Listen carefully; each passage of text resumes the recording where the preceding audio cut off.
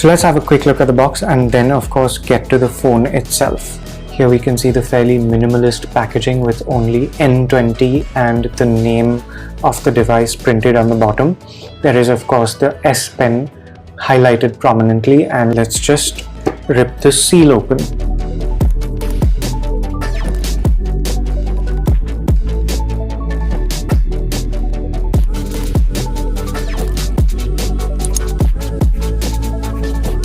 And the phone is the first thing that we see right on top. It is surprisingly not covered in plastic or any other protective layer.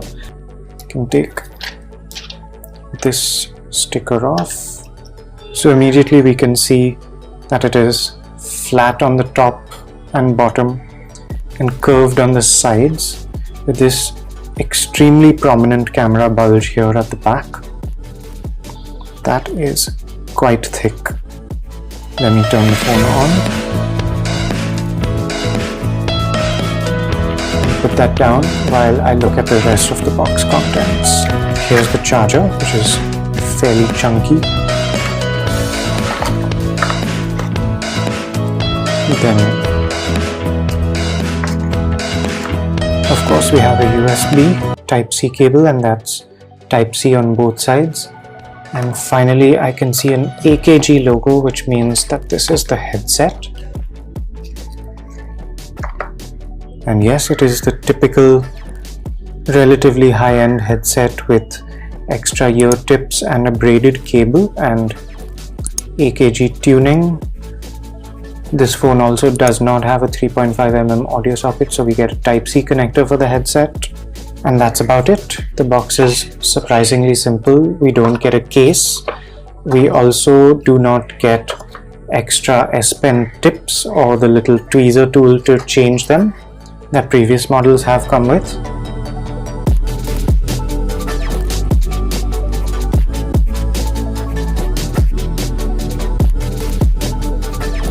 So here we have the Galaxy Note 20 Ultra 5G all set up and ready to go. You can see the screen, which is curved a little bit at the sides. This is a gigantic 6.9-inch screen, and the borders on the top of the bottom are also fairly slim, though this phone is still quite bulky. The Galaxy Note 20 Ultra has a 6.9-inch screen. We have an embedded camera right at the top over here in the center. We have the power and volume buttons on the right, and nothing on the left, not even a Bixby button, which will be a surprise. We have the SIM tray on the top. Now this is a dual SIM phone, but it has two physical slots and can also accept an eSIM, so you can use either a second physical SIM or an eSIM. You can't use all three at the same time.